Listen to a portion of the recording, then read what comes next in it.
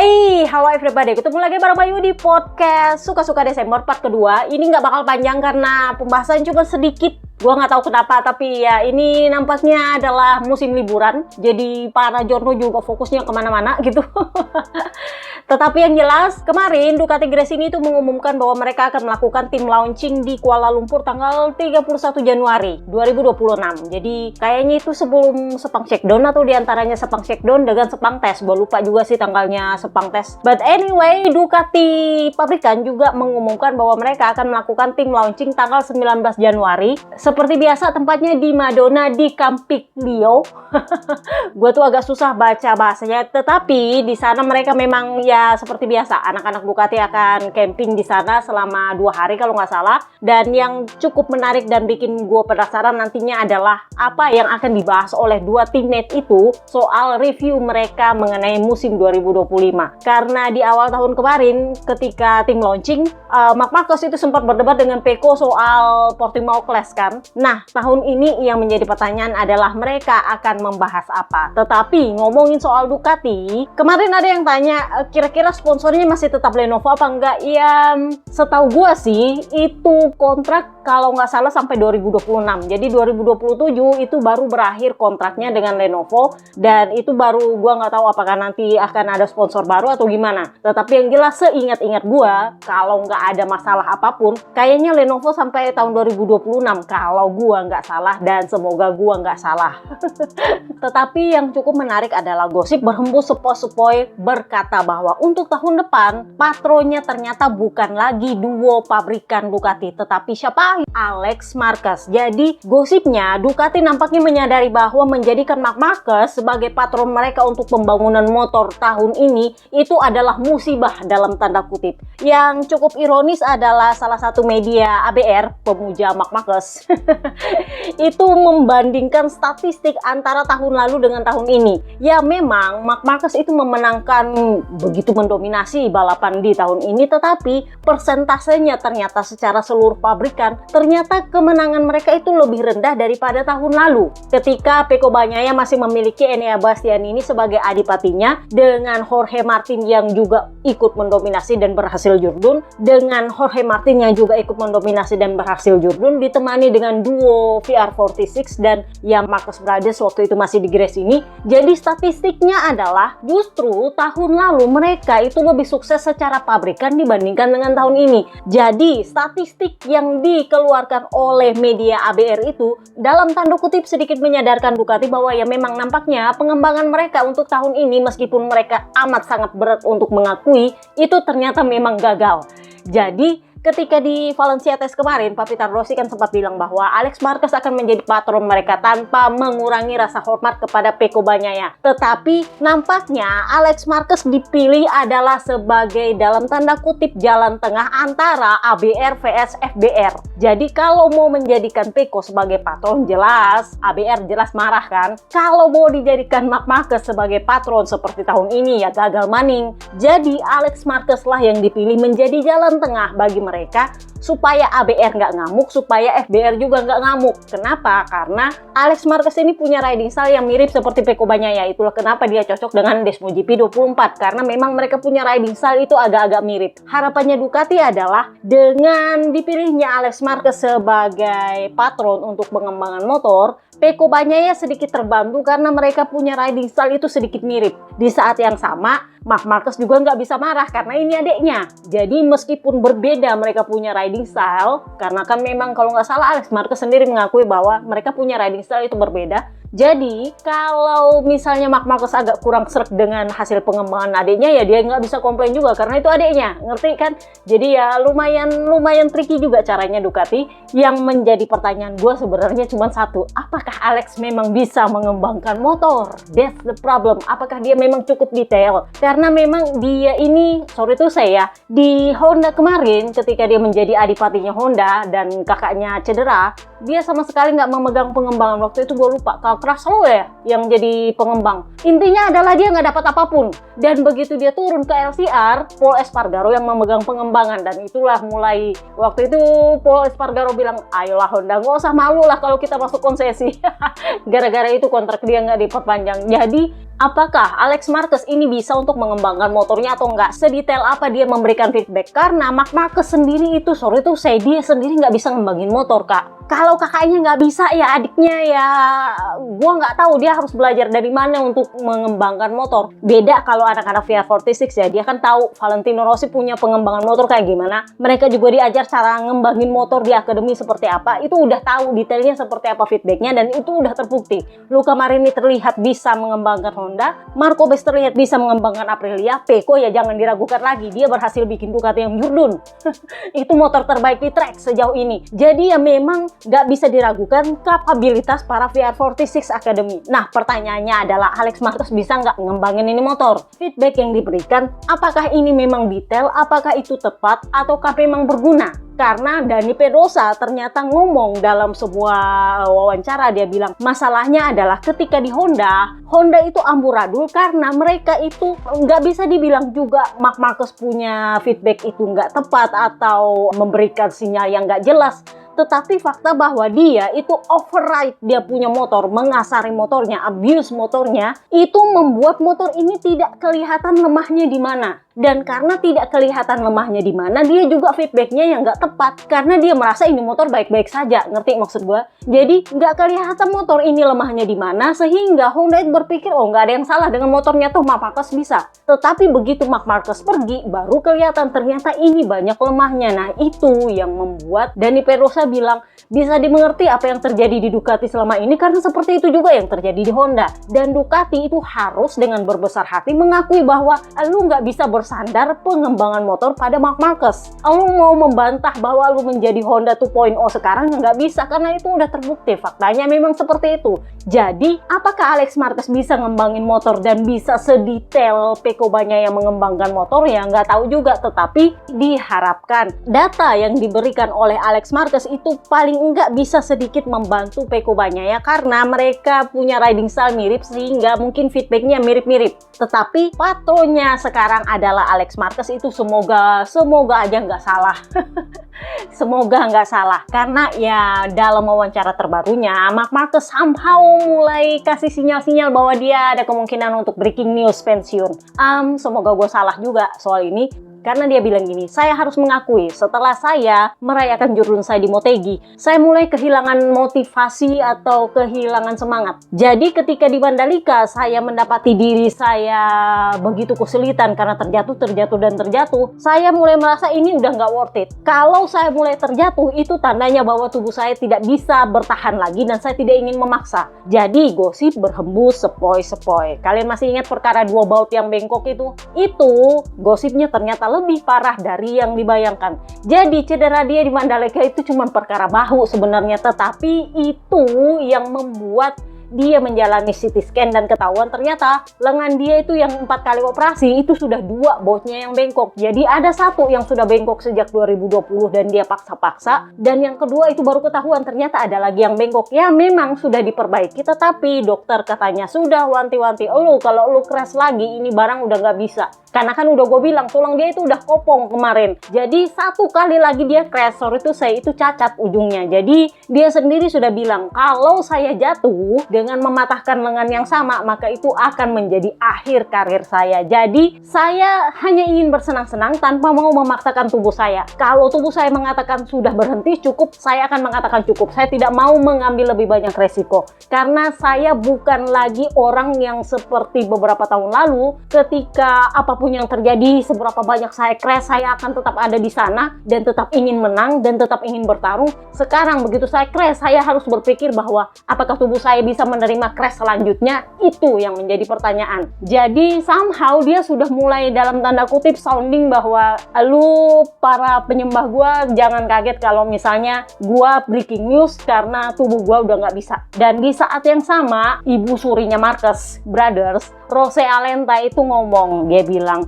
Judul yang diraih oleh Marc Marquez tahun ini itu adalah dalam tanda kutip jawaban yang memberikan dia kedamaian setelah 4 tahun. Dia itu, masih ingat gak sih 2 tahun lalu gue bilang dia itu gosip berhembus sepoi-sepoi itu ada gangguan mental saking dia stresnya. Nah, itu adalah jawaban selama masa sulitnya 4 tahun. Jadi ya memang ini sebenarnya terkonfirmasi sih. Karena Alex Marquez sendiri udah bilang bahwa cuma kami yang tahu apa yang dia alami di rumah selama dia cedera. Karena memang gosipnya dia itu agak sedikit depresi, terganggu mentalnya gara-gara dia punya lengan nggak pernah bagus-bagus. Jadi menurutnya mamanya Marc Marquez, Jourdain ke-9 ini adalah jawaban dan pemberi damai setelah masa 4 tahun dia itu terguncang dan tidak bisa menemukan jawaban dan tersesat. Jadi saya sendiri tidak mau memaksakan dia untuk meraih Jourdain ke-10-nya, karena yang saya ingin adalah dia bersenang-senang. Karena kalau dia tidak bersenang-senang, kami sudah tahu seperti apa ceritanya. Apapun itu, saya hanya ingin anak saya bersenang-senang karena dia ya memang kalau mau dihitung sebagai salah satu rider tertua di track. Jadi dia bilang yang penting dia senang-senang aja. Kalau dia masih mau balapan ya balapan, kalau enggak ya enggak. Yang penting jangan nyiksa tubuhnya, jangan sampai dia punya kondisi mental itu terganggu. Pokoknya yang penting dia senang-senang. Di saat yang sama, nampaknya mamanya juga sedikit berharap bahwa anak sulungnya ini bisa pensiun. Kenapa? Karena dia pengen anak bungsunya Alex Marquez itu Jourdain. Jadi dia bilang kalau Marc Marquez nggak ada, saya yakin tahun ini Alex Marquez yang akan Jourdain. Nah masalahnya adalah kakaknya lebih hebat dari adiknya. Bagaimanapun ceritanya dia selalu hidup di bawah bayangannya kakaknya. Jadi dia bilang saya selalu berharap suatu saat nanti anak bungsu saya bisa meraih impiannya untuk mendapatkan gelar juara dunia. Tetapi ya bagaimanapun dia punya kakak yang selalu menjadi panutan. Dan bagaimanapun itu ceritanya ya memang agak sulit untuk mengalahkan kakaknya ini. Jadi dia sendiri berharap semoga anak bungsunya itu bisa meraih impiannya untuk mendapatkan gelar juara dunia selama bisa. Nah pertanyaannya adalah apa kakaknya mau kasih? Kan udah gue bilang itu yang jadi pertanyaan.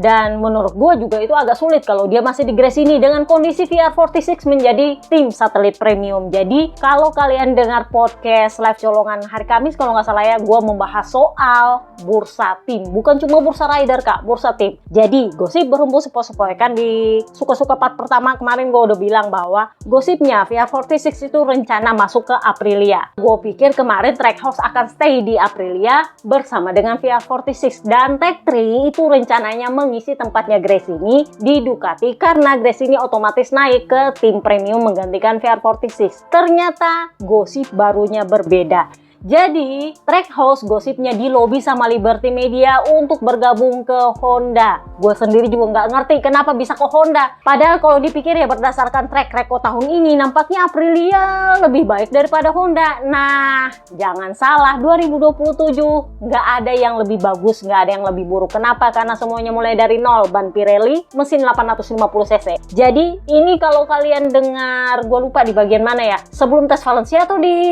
Valencia GP yang gue bilang bahwa 2027 ini bukan siapa yang bikin motor terbaik di track, tetapi siapa yang punya duit lebih banyak untuk ngembangin motornya. Kenapa? Karena untuk ngembangin motor dengan mesin 850cc yang sepenuhnya baru dengan ban yang sepenuhnya baru itu perlu banyak duit. Ngerti maksud gue? Dan Honda adalah pabrikan terkaya di track, jadi jelas itu akan lebih mudah bagi mereka untuk mengembangkan motor karena mereka punya sumber daya uang. Mereka cuma butuh rider yang bisa ngembangin mesin digabung dengan uang yang cukup. Ada kemungkinan besar mereka bisa bikin motor terbaik di track asal mulainya dari nol, sama-sama 850cc. Nah masalahnya kan udah gue bilang Aprilia nggak sekaya itu kak, mereka bahkan nggak sekaya Ducati. That's the problem is, jadi gosipnya Trackhouse itu didukung oleh Liberty Media untuk bergabung dengan Honda karena menurut gosip berhembus sepoi-sepoi Honda itu punya duit yang way lebih dari banyak untuk ngembangin motor dari awal dengan bantuan Luca Marini tentu saja. Nah pertanyaannya adalah ridernya mau kemana? Masih ingat waktu gue bilang Idemitsu itu berencana untuk mengambil kembali Ai Ogura. Ternyata Ai Ogura ada di dalam paket. Itulah kenapa Trackhouse itu diboyong ke Honda, karena Ai Oguranya ada di situ, Kak. Ngerti maksud gue? Jadi mereka itu berencana untuk mengambil alih kembali Ai Ogura. Di saat yang sama mereka juga menawarkan paket yang bisa dibilang cukup menarik untuk Trackhouse. Jadi ya wajar kalau Trackhouse tergoda untuk ke Honda. Pertanyaannya adalah apakah ini akan deal atau tidak. Tetapi gosip berhembus supaya mereka sudah mulai pembicaraan soal itu. Nah, apa kabar soal Tech 3? Gosip terbarunya soal KTM kemarin kan di part pertama gue bilang bahwa Numister itu digosipkan akan menandatangani kesepakatan dengan investor baru sebelum Natal. Nah, di live colongan kemarin ternyata gosipnya berbeda lagi. Investor yang mau tanda tangan kontrak itu ternyata nawar, Kak. Jadi gini, paket MotoGP-nya KTM itu yang dijual itu kalau nggak salah harganya satu paket semua-muanya itu adalah 100 juta euro. Itu di luar negosiasi kontrak dengan rider ya. Jadi ini paket 2 slot plus dengan tim-timnya dan motor-motornya. Tetapi itu di luar nego gaji soal rider. Jadi itu kan lain lagi ceritanya. Nah, investor ini kalau gua nggak salah dengar itu ternyata minta nawar. Jadi Bajaj itu jual pakai slot 100 juta euro karena nggak mau jual rugi kan, karena mereka juga butuh duit untuk bisa membiayai pabrikannya mereka. Jadi mereka jelas jualnya bisa dibilang jual untung lah ya. Nah, sementara investor yang mau beli itu pengen nawar. Jadi ini yang katanya kemungkinan masih agak alot, tetapi nampaknya KTM berusaha untuk meyakinkan investor mereka bahwa mereka ini siap untuk tahun 2027. Ibarat kata, lu jangan turunin lah harganya karena kami ini udah keluar duit untuk ngembangin motor 2027. Buktinya Pol Espargaro ternyata sudah ngetrek kemarin dengan motor 850cc KTM. Jadi KTM adalah pabrikan kedua yang bisa dibilang terbukti nurunin motor 850cc mereka tahun ini. Jadi di pertengahan tahun masih ingat ketika Yamaha itu melakukan uji M1 V4 yang gue bilang ada 2cc yang turun, satu 1000cc dan satu 850cc. Dan waktu itu nggak ada yang lihat sama sekali karena nggak ada paparazzi. Tetapi waktu itu kalau nggak salah ada videonya yang kabur banget, si Augusto Fernandez bawa itu motor. Kalau nggak salah pertama kalinya turun ke track si V4. Jadi gara-gara itu keluarlah aturan baru di MSMA bahwa mesin 850cc tidak boleh nge-track sebelum musim 2025 berakhir. Gara-gara itu.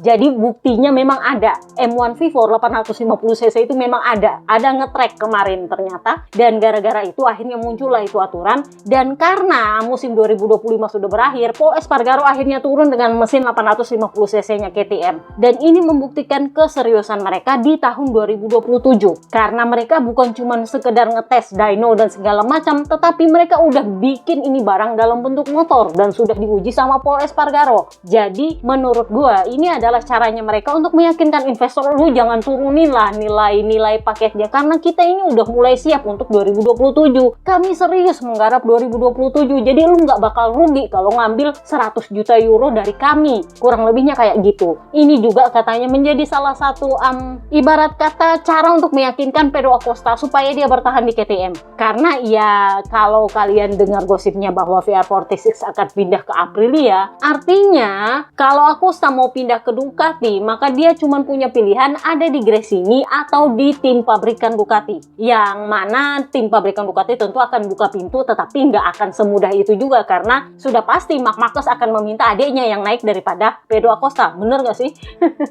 Di sisi lain, kalau VR46 pindah ya ada di Gian Antonio di situ, ada si Fermin Aldegar di situ rebutan kan. Jadi ya memang agak sulit. Even kalau Tech 3 pindah ke Ducati, ya logikanya sih sebenarnya Acosta bisa pindah ke Ducati pakai Tech 3 kan. Tapi ya masa kembali lagi ke Tech 3, bener nggak sih? Sementara di sisi lain, Tech 3 juga katanya itu si Richard Coleman, calon manajernya Tech 3 tahun depan, itu sudah bilang bahwa mereka berencana memperpanjang Enea Bastianini dan Maverick Viñales. Jadi Coleman itu bilang kemarin kan si Enea sama Viñales itu ada di bawah kontraknya KTM. Jadi mereka itu berencana akan mengambil alih kontraknya para rider ini dari KTM, langsung dibayar oleh tim sendiri, dan karena itu tim akan memutuskan akan ada di pabrikan mana. Tetapi sejauh ini pembicaranya mereka sama KTM adalah mereka akan bersama-sama dengan KTM sampai lebih dari tahun 2026. Jadi rencananya adalah 2027 kalau memang nggak ada masalah apa-apa dengan KTM, mereka akan tetap sama KTM. Kurang lebihnya kayak gitu. Tetapi kontrak rider itu mereka akan ambil alih dari KTM. Nah, kalau misalnya KTM-nya bubar, ya mereka harus pindah ke pabrikan lain. Dengan kondisi rider mereka saat ini, Enea Bastianini dan Maverick Viñales itu ada di bawah kontraknya mereka. Nah, masalahnya adalah kalau kembali ke Ducati, ya iya Viñales sih akan senang, sudah pasti. Pertanyaannya adalah Enea Bastianini balik lagi Kak dari posisi adipati Ducati turun menjadi tim satelit Ducati, agak-agak gimana gitu ya. Tetapi ya begitulah. Jadi kita lihat nanti akan seperti apa pasar tim ini, karena pasar tim juga akan menentukan pasar rider. Jadi Coleman sendiri udah bilang bahwa kami itu berencana untuk menawarkan kontrak pada rider kami itu di awal musim. Jadi mereka berencana untuk menawarkan perpanjangan kontrak itu pada Enea Bastianini dan Viñales itu di awal musim. Bahkan gosip berhembus sepoi-sepoi, Aprilia itu udah ngasih penawaran kontrak ke Marco Bez sebenarnya untuk tahun 2027 loh ya. Dia itu katanya dinaikin gajinya kalau nggak salah jadi 2,5 juta euro kalau nggak salah. 2,5 juta euro dari 300.000 euro tahun ini. Tahun depan katanya sih dia dapat klausul performa sehingga dinaikin jadi 500.000 euro. Tetapi penawaran kontraknya untuk tahun 2027 itu katanya 2,5 juta euro katanya. Pertanyaannya adalah Jorge Martin bakal kemana? Nah, Jorge Martin bakal kemana? Pecco Bagnaia bakal kemana? Quartararo bakal kemana? Karena ini adalah tahun 2027 dan pertanyaannya adalah apakah hubungan mereka dengan pabrikan-pabrikan ini masih awet atau enggak? Itu pertanyaannya. Jadi gosip terbarunya Yamaha, petinggi Jepang katanya itu menuduh Quartararo merubah DNA M1 mereka. Itulah kenapa mereka mengambil keputusan ekstrim untuk mengubah mesin dari inline ke V4. Itu ternyata gara-gara Quartararo. Jadi kalau kalian masih ingat zamannya Bebe Vale masih jadi pengembang M1, keunggulan M1 itu adalah karena speednya. Jadi kecepatan mereka di tikungan itu adalah nilai keunggulan mereka. Tetapi sejak Quartararo mengembalikan Jourdain kepada Yamaha, Yamaha membuat pengembangan motor ini menjadi Quartararo sentris. Itulah yang menyebabkan Morbidelli harus terdepak karena dia nggak bisa menyesuaikan riding style dia dengan Quartararo yang mana itu berbeda jauh. Itulah yang menyebabkan Alex Rins kesusahan, ditambah dengan para rider satelit pun yang ada saat ini juga setengah mati mengikuti riding style-nya Quartararo. Sehingga menurut insinyur Jepang sih katanya, menurut mereka Quartararo ini seolah-olah membuat Yamaha harus mengubah DNA mereka. Jadi kan dia minta power. Dan ketika power itu diberikan, menurutnya Quartararo traksinya yang nggak ada, justru kecepatan tikungannya nggak ada. Jadi ya menurutnya Yamaha ini bener-bener udah amburadul. DNA-nya M1 inline dibikin oleh Quartararo. Jadi itu yang menyebabkan mereka memutuskan kembali mulai dari nol dengan berubah dari inline ke V4. Jadi mereka mulai dari awal dan gosip berhembus sepoi-sepoi, feedbacknya Quartararo sama sekali nggak dipakai di situ. Jadi ternyata Pavesio, kan kalian udah tahu hubungannya dia sama Pavesio ini nggak terlalu bagus. Masih ingat ketika Quartararo bilang, saya tuh nggak ngerti apa yang ada di pikirannya Pavesio sebenarnya. Masih ingat itu di mana ya? Gue lupa. Di Barcelona apa di mana gitu dia bilang, saya tuh nggak tahu apa yang dipikirkan oleh Pavesio. Itu saking dia terlalu ketus sama Yamaha dan Yamaha merasa lu sama sekali nggak menghormati kami dengan kondisi seperti itu. Karena dia terang-terangan mengkritik Yamaha di depan media. Bahkan di tes Valencia kemarin dia itu katanya sih sempat diwanti-wanti sama Yamaha, lu kalau mau mengkritik Yamaha mending lu kritik langsung sama kita daripada lu ngomongnya di media. Itulah kenapa dia sedikit katanya agak sedikit dijustifikasi soal kritiknya dia agak sedikit lebih halus ketika di media. Tetapi aslinya memang katanya dia nggak suka sama sekali dengan M1 V4, sama sekali nggak suka. Jadi Mario Meregali ini sebenarnya udah gue bilang dia adalah sebenarnya pendukungnya Franco Morbidelli kemarin. Tetapi karena Franco Morbidelli memang nggak bisa menyesuaikan riding style-nya dia sama Quartararo, jadinya ya dia harus hengkang dari Yamaha. Dan Meregali sendiri katanya mengakui bahwa feedback yang diberikan oleh Quartararo itu tidak bisa dipercaya. Bukan nggak akurat sih, tetapi lebih dipengaruhi oleh sentimen negatif. Jadi mungkin sebenarnya ini barang baik-baik saja, tapi karena dia emang nggak suka, jadinya dia kritik. Kurang lebihnya kayak gitu. Jadi menurutnya Yamaha, feedback yang diberikan oleh Quartararo mengenai M1 V4 itu lebih kepada sentimen negatif dan lebih kepada soal perasaan, bukan dari segi profesional. Itulah kenapa mereka justru ketika mengembangkan M1 V4 itu lebih memakai feedbacknya Jack Miller, Augusto Fernandez, dan feedbacknya Dovizioso. Karena menurutnya mereka, para rider ini sudah pernah merasakan M1 V4 dan mereka tahu ini barang lebih mirip ke V4 yang mana, terutama Jack Miller, karena Jack Miller kan sudah 3 pabrikan V4 semua kan. Jadi dia lebih tahu ini barang lebih miripnya kemana. Sementara untuk Quartararo Quartararo ya karena dia sama sekali nggak pernah ngerasain V4, jadinya ya feedbacknya dia nggak bisa dibandingkan sama V4 lain. Ibarat kata dia cuma pernah ngerasain M1 inline sepanjang karirnya di MotoGP. Jadi ya jelas dia punya patron otomatis adalah inline. Jadi karena dia sama sekali nggak suka sama M1 V4, ya jelas dia merasa ini barang nggak lebih baik daripada inline. Nah sementara kalau dari feedbacknya Augusto Fernandes, dari Kaisar Dovi, dari Jack Miller, karena mereka sudah ngerasain V4 di tempat lain dan ngerasain seperti apa M1 inline, mereka ngerti ini barang bedanya dari inline seperti apa, dari V4 pabrikan lain seperti apa. Jadi memang gosip berhembus sepoi-sepoi ketika Yamaha mengumumkan sepenuhnya berpindah dari inline ke V4 tahun depan. Quartararo katanya sudah tutup koper, bersiap untuk pindah. Dia sudah mulai ketuk-ketuk pintu pabrikan lain. Nah masalahnya adalah pabrikan lain juga belum ada yang berpikir untuk ngambil rider dari pabrikan lain karena mereka masih mereview para rider mereka di pabrikannya mereka sendiri. Nah, masalahnya adalah Quartararo pengennya pindah ke Ducati. Ducati dengan kondisi VR46 rencananya pindah ke Aprilia, mau nggak mau dia cuma bisa masuk ke Gresini. Nah, Gresini itu sudah punya Alex Marquez dan Fermin Aldegar. Jadi kalau dia mau masuk, otomatis harus ada satu yang pergi dari Gresini. Entah itu mau pindah ke tim lain atau naik pangkat ke tim pabrikan. Itu kan yang jadi pertanyaan. Di sisi lain, ya duit berapa lagi lu bawa? Karena Gresini jelas nggak akan gaji lu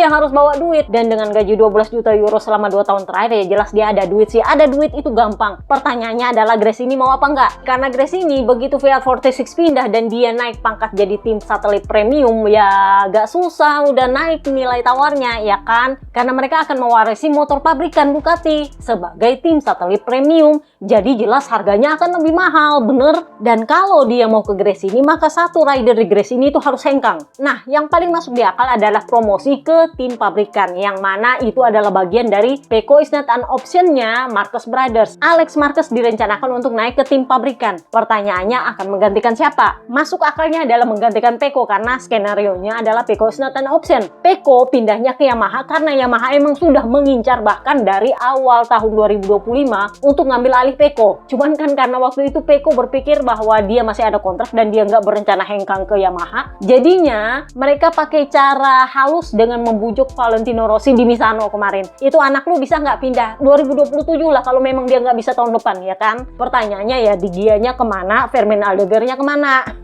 Itu kan karena tuduhannya Yamaha bahwa Quartararo itu merusak DNA-nya Yamaha. Ini sebenarnya menurut gua agak-agak berat juga sih tuduhannya. Ini agak berbanding terbalik dengan tuduhannya Pecco pada Ducati. Kalau di Ducati yang menuduh merusak DNA motor itu adalah Pecco. Jadi Pecco itu merasa bahwa Ducati itu sudah merusak dan merubah DNA motor sehingga dia bahkan tidak mengenali motor yang dia pakai tahun ini karena dia sama sekali nggak tahu ini motor seperti apa. Sama sekali nggak ada DNA hasil pengembangan dia. Sementara Yamaha itu merasa justru Quartararo yang mengubah DNA motornya karena mereka mengikuti apa yang diinginkan oleh Quartararo itu saja, dan ujung-ujungnya motornya berubah sangat drastis dan sama sekali tidak dikenali sebagai M1. Jadi kalau keduanya ini ditukar guling sebenarnya agak-agak adil sih.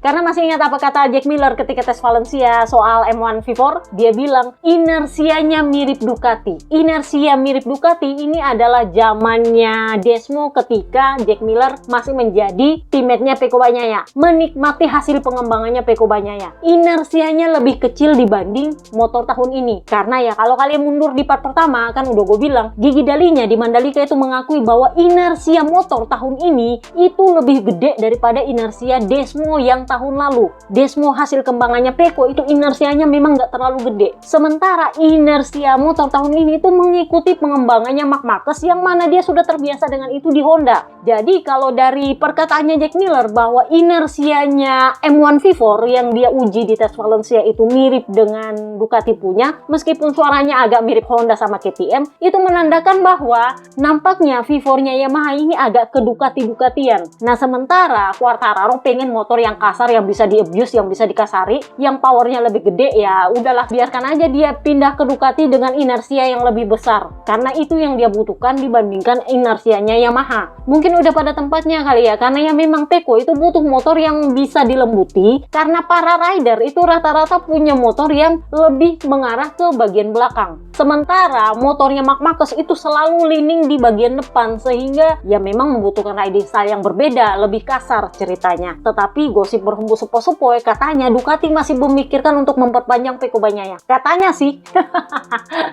Katanya sama seperti Aprilia berencana untuk memperpanjang Marco Bes. Gosip berhembus sepoi-sepoi, semoga gue salah dengar. Katanya sih di Bolonya sana pemegang saham mulai mengkritik Ducati soal statistik motor mereka tahun ini. Jadi ya memang Marc Marquez tahun ini mendominasi, sangat mendominasi, tetapi secara statistik motornya mereka, meskipun ya Triple Crown juga, motornya mereka itu lebih sukses yang tahun lalu daripada tahun ini. Kepada para rider-ridernya yang secara merata satelitnya itu lebih sukses daripada tahun ini. Jadi menurutnya pemegang saham, kalian udah salah arah dan biarkan Pecco itu kembali mendapatkan motor yang dia inginkan, yang kalau dia sudah suka sama motornya, pemegang saham cukup yakin bahwa rider satelit yang lain itu akan suka sama itu motor, karena Pecco adalah patronnya mereka. Cuman masalahnya adalah kalau Pecco dijadikan patron lagi, ABR ngamuk lagi. Itulah kenapa Alex Marquez jadi jalan tengah, katanya sih seperti itu. Jadi apakah Pecco Bagnaia akan diperpanjang kontraknya atau enggak, itu akan ditentukan katanya paling enggak sampai tengah musim tahun depan. Jadi yang masuk list incaran untuk diperpanjang di awal musim itu adalah Marco Bes, Enea Bastianini, Maverick Vinales, Luca Marini katanya itu rencananya diperpanjang di awal musim. Sarko jelas enggak karena dia punya kontrak 2 tahun. Gua nggak tahu kalau Joan Mir. Kita lihat. Marc Marquez pun katanya itu rencananya nunggu sampai tengah musim. Katanya sih, tapi nggak tahu juga. Karena ini nampaknya akan jadi pembahasan soal adeknya mau diapain. Kan udah gue bilang, adeknya itu adalah klausul di bawah meja. Jadi ya memang kalau mau perpanjang Marc Marquez harus masuk satu paket sama adeknya. Kurang lebihnya kayak gitu. Jadi Marc Marquez katanya itu akan menunggu paling nggak sampai setengah musim untuk melihat seperti apa performa adiknya, supaya kalau memang adiknya bagus di pertengahan musim tahun depan, dia bisa minta untuk adiknya dinaikin menjadi adipati. Kurang lebih kayak gitu strateginya. Nah, karena itu juga berarti Pecco punya kontrak akan menunggu sampai di pertengahan musim. Di sisi lain, Papi Tardosi kan udah gue bilang katanya mendukung Nicolo Bulega untuk menjadi penggantinya Pecco Bagnaia. Jadi ini udah gue bilang emang sampai pertengahan musim tahun depan baru dibahas kalau Ducati punya posisi, karena mereka adalah pabrikan terbaik di track. Jadi posisinya mereka adalah mau pengumuman paling terakhir juga nggak masalah, Kak.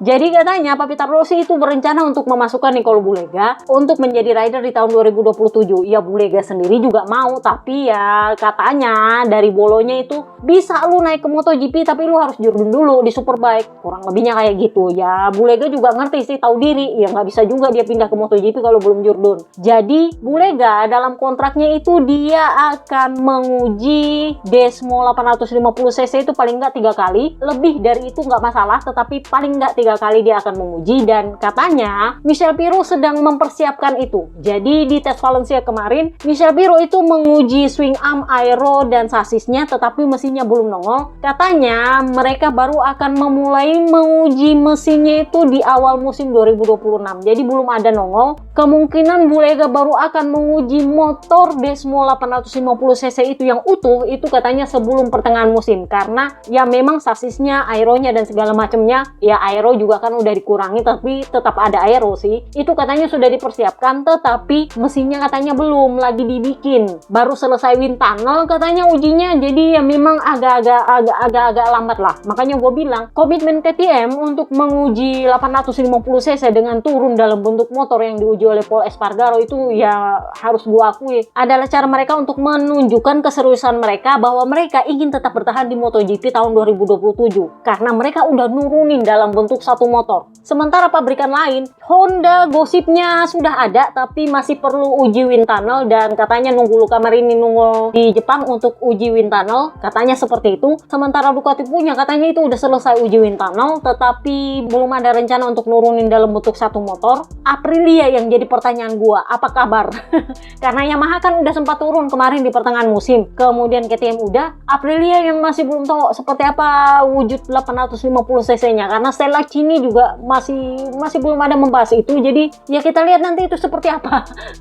Karena ini adalah satu-satunya pabrikan yang belum ada bayang-bayang 850 cc-nya seperti apa. Jadi seatnya Ducati itu akan jadi rebutan siapapun yang akan hengkang dan siapapun yang akan bertahan. Karena VR46 itu kalau sampai hengkang, otomatis jumlah seat yang akan diperebutkan itu jadi sangat berkurang. Ditambah lagi para rider yang bertahan di sana pasti pengen bertahan, sementara yang lain itu pengen bergabung. Jadi ya memang ini akan jadi seat rebutan. Maka wajar kalau Ducati itu akan menjadi pabrikan ya yang nggak terlalu buru-buru mengumumkan perpanjangan kontrak para ridernya. Terus apalagi yang gue mau bahas? Oh iya, sepedanya Jorge Martin yang hilang.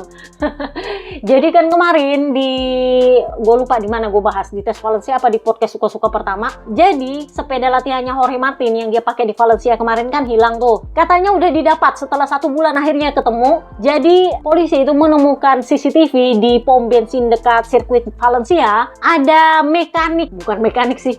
Orang yang pakai jaket mekaniknya KTM lagi dorong itu sepeda. Akhirnya ditemukanlah siapa yang mencuri. Ternyata yang nyuri ini adalah residivis yang memang sudah punya daftar kejahatan yang lumayan panjang. Jadi dia masuk ke pedok itu pakai jaket mekaniknya KTM dan dia mencuri sepedanya Jorge Martin dari kompartemen motorhome dia. Lu bayangin bagasi motorhome yang bis yang gede itu dia curi dari situ pakai jaketnya KTM. Gue tuh agak-agak bingung, nggak ada yang curiga apa gitu. Jadi akhirnya didapatlah itu sepeda, katanya akan dikembalikan kepada Jorge Martin. Yang menjadi pertanyaan tetap adalah gimana caranya bisa dia lolos dengan itu sepeda segede gaban seperti itu dari area pedok. Karena pedok Valencia itu lu nggak bisa lolos ke situ kalau lu nggak punya pedok pas. Karena itu kan ada motorhome-nya. Beda kalau kayak lu di Sepang atau di Mandalika itu kan nggak ada motorhome. Jadi mereka juga nggak terlalu peduli lu bawa sepeda atau diapain kayak gitu kan. Karena mereka tinggalnya di tempat lain, di hotel. Nah sementara kalau di Valencia itu kan di motorhome. Jadi ridernya juga tinggal di situ. Jadi ya memang wajar kalau itu sangat ketat karena ini sepeda itu bukan cuma ditelantarkan kayak cuma ditaruh di samping bus. Kagak, itu ditaruh di kompartemen. Jadi lu kalau mau nyuri lu harus buka dulu kompartemennya, lu curi itu sepeda dan itu sepeda bukan sepeda lipat Kak, sepeda balap. Jadi jelas itu gede. Pertanyaannya kok bisa lolos, nggak ada yang tahu. CCTV-nya kemana, ada apa, kurang lebihnya kayak gitu. Jadi ya memang katanya lagi diinvestigasi gimana sampai dia bisa lolos mencuri itu barang dan bisa lolos keluar dari pedok dengan barang curiannya. Lengkap dengan dari mana dia dapat itu jaket mekaniknya KTM.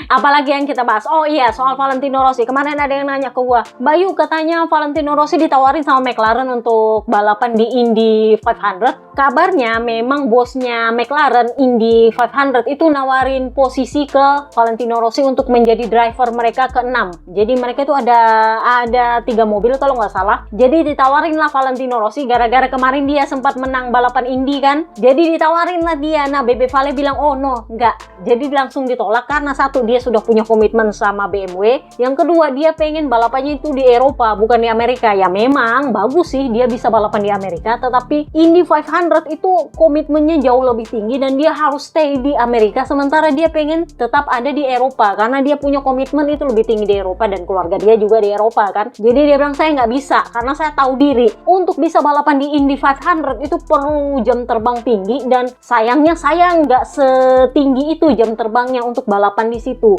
Ya kalau cuman balapan endurance mungkin bisa, tapi kalau soal balapan Indy 500 kayak gitu yang butuh komitmen saya tahu diri lah katanya seperti itu. Jadi banyak fans di Indy 500 yang memuji tahu dirinya Valentino Rossi karena ya memang katanya sih bosnya McLaren ini menawari dia lebih kepada popularitas, publisitas katanya sih seperti itu. Jadi dia nggak terlalu peduli lu bisa bawa mobil apa kagak, yang penting lu gabung aja. Jadi ya Bebe Vale memang sudah menolak, dia bilang karena dia pengen fokus pada balapan di Eropa. Ya sekali-sekali di luar Eropa boleh tapi nggak yang komitmen tiap minggu harus balapan kayak di Indy 500 kan. Jadi dia bilang gua nggak bisa karena dia juga kan punya tim MotoGP yang harus diurusin. Kalau dia fokus balapan di Indy 500 keteteran MotoGP dia, tambah didenda nanti dia sama Liberty Media ya kan.